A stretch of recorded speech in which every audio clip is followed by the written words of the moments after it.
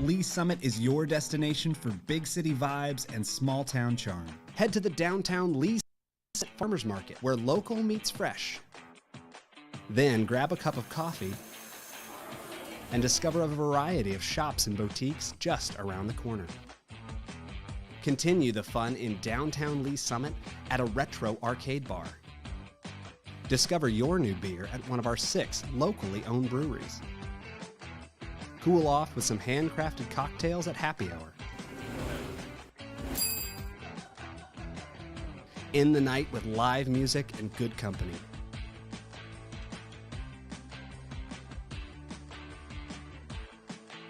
Lee Summit, Missouri. Hello, Lee Summit. Here's your flash briefing for the week of December 11th.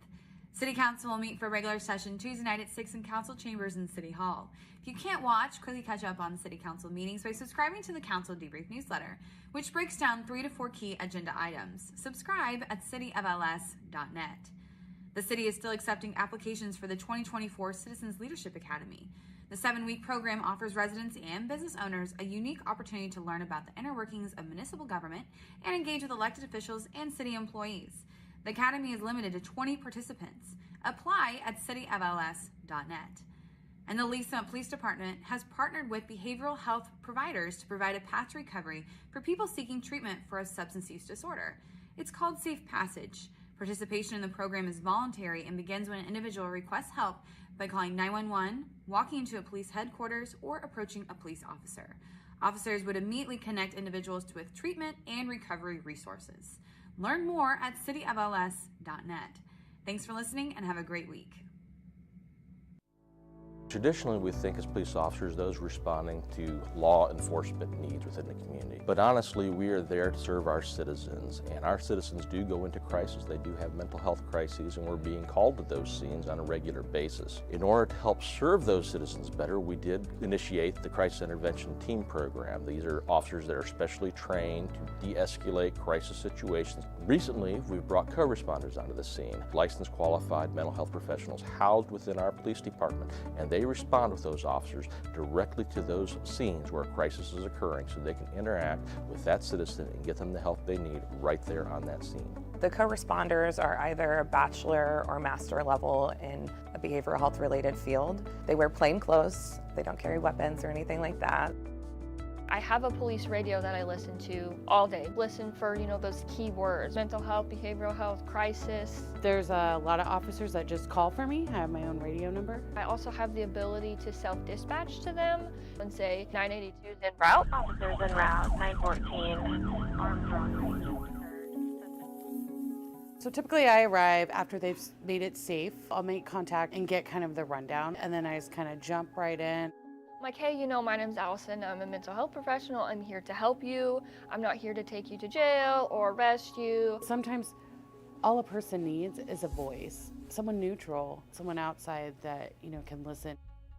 I do a lot of safety planning, including family, their support network, who's close to you. If they're home alone, who can come over and hang out with you today? Can we lock away your sharps? Can we put up your meds? Do you need meds? Can we get you over to the urgent care to get you assessed for your medications? Some of them also are like, oh, I'm so glad you came. This made me feel so much better. Our main goal as co-responders is to, one, get people connected to the services that they need, and also divert from emergency rooms and jails. And they almost get a different view of the police responding. That lets me know you care and the officers care. Please come up, please. How can we help you? My husband has... In 2020, we had 722 mental health related calls for service. 2022, by that time, 1,479. These mental health related calls for service are increasing. How we're responding to that is increasing the number of crisis intervention team officers we have available, as well as the number of co-responders we have available to respond on these calls. So what I think is important for the community to know about the co-responder program is that we're here, we exist. All you have to do when you call 911 is ask for us. Say, hey, I want a co-responder to respond to this crisis, and we'll go. I was really struggling about 8 years ago on my personal journey with mental health, and I met some amazing social workers and amazing programs that have helped me get to where I am today. I really couldn't see myself doing anything else. We want to help, and that's what we love to do.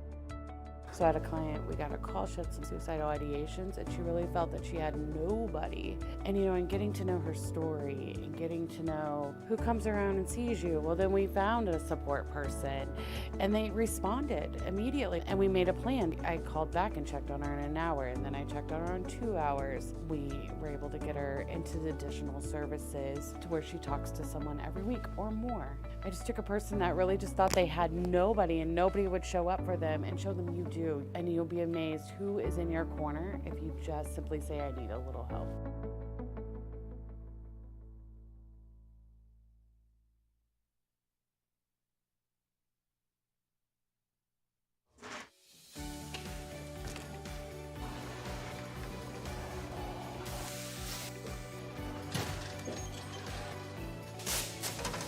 Welcome to the Lee Summit Sign Department. We are going to walk you through our process from start to finish. We make signs as needed here. It's not like we just go out into the field and place a speed limit sign here, or no parking here. Our traffic engineers, they go through and they'll do field studies. They'll send us down an engineering work order for us to go out, place new signs or remove signs as needed.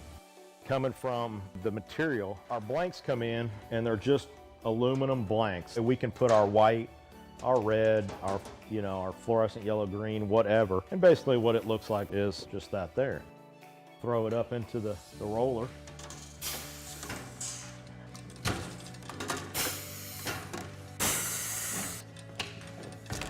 And once we got it covered, take it to our work table here, and Tim will cut the corners, cut all the access off to where it's lined up right. As far as the plotter and the software that we use, there's a street name sign there, and he's gonna go ahead and print that out on the plotter so you can see the plotter and how it operates and runs. There's standards for the height, even just on letters on the sign blank. Basically what we have on the computer there is it's pretty much set up to those. And it goes through, it's got a very small but sharp needle that goes through and cuts everything out, letter by letter. Once that's done cutting, our next stage would be bringing it over here. Currently picking out the sign letters right now. We call it weeding or picking, or however you want to call it. Next, putting it on the transfer tape.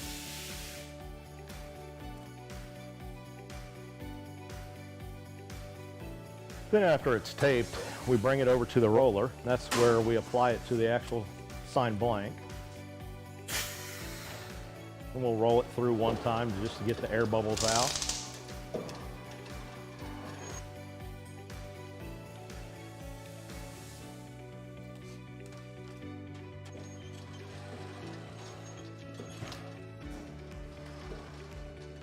And the last stage is basically just taking the transfer tape off the front of it. And there's a finished product of the street name sign. We'll take you out to the field and show you our process that we go through. We're gonna go out and follow our sign guys, get something installed for you. This is where we check our underground utilities. Tim, you got AT&T? AT&T's back here. Evergy, Google, so we should be good to go. We normally put all of our stuff together out in the field.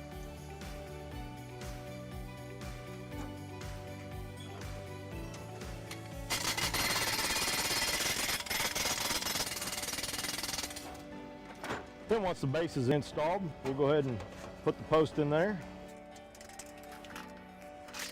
We've come up to perfect. And that's how we do it. Simple. Quick. It's extremely rewarding overall. Just the fact of working with other council people and other volunteer commission members that are so involved and care so much about making this community better. It sort of kind of lifts your own spirits by being involved in that kind of environment with other people like that.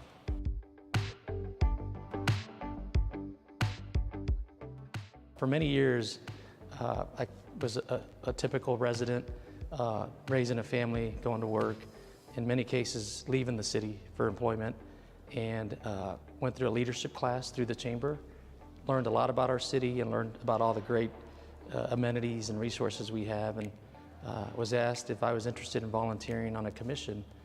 I said yes, and kind of the rest is history. I've just completed my third year on City Council. And so looking forward to finishing strong with this first term and look forward to continuing to serve this community. My thing is there's so many talented people in this community that believe in so many different initiatives. And for me, one of the big reasons why I decided to run was that as a residential taxpayer, I felt that we can always increase the business tax base of our community. And that's kind of been a big part of my involvement on City Council, is to encourage and promote and make it easier for development to occur, commercial development to occur in our community, to increase that tax base and diversify that tax base. And so I think we've made significant strides the last few years. We've had a collective great group of council members and mayor where we've really truly accomplished a lot of things that there were somewhat kind of stumbling blocks for previous councils. Working new contracts with our union personnel, firefighters and police was a big accomplishment for us. The fact that we were able to push along some initiatives like the downtown renovation for a market, a farmer's market. It's been a great experience to be part of those meetings, to help nudge it, and to the point where we have a developer involved is just a great feeling to have been part of that. And others, I mean, I think our park system, we've continued to support our park system to add a new community center, for example, that we negotiated with the Metropolitan Community Colleges. So I'm proud of all those things and just being able to help make a difference in many aspects. I love definitely spending time with my family. We have 3 daughters and they're all fairly active, in some in sports and other extracurricular activities. But for me, I love being outdoors. I love the trails, I love riding my bike, and I love playing golf. And we have awesome amenities and options within our community to have that kind of a lifestyle. This June will be 25 years that my wife and I have lived in Lee Summit and have raised 3 daughters in this community. I know this city has incredible, talented residents that come from all different walks of life, very diverse group of families in our community, that it's so rewarding to be involved on a government level or some kind of civic commission or committee, that in many cases you get out of it more than you put in. And I truly live by that, and I believe that.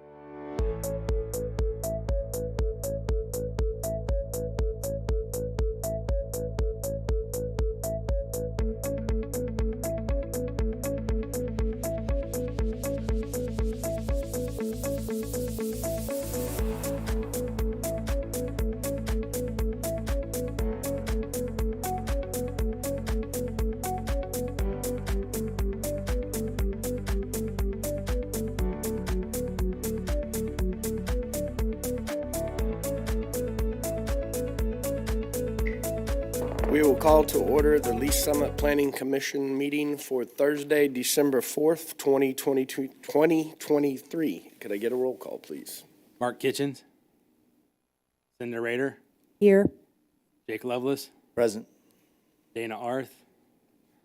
Donnie Funk. Present. Harry Trafton. Tanya Jana Ford. Chip Tazinski. Present. Randy Bembrook. So, Mr. Chair, at this time, we do not have a quorum. Okay, so we will continue this meeting to January 11th of 2024.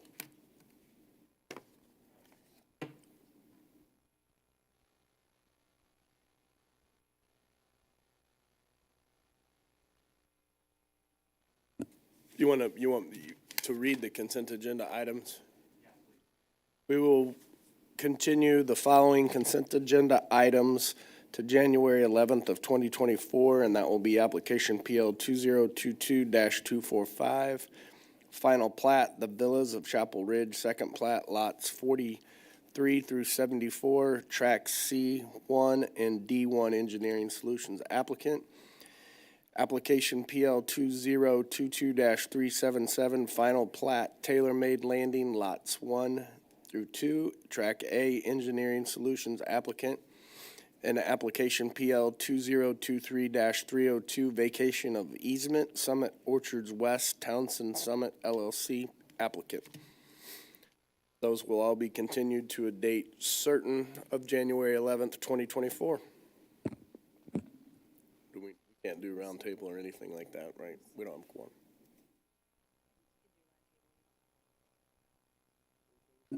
From anybody on round table? Staff? We are adjourned. Merry Christmas.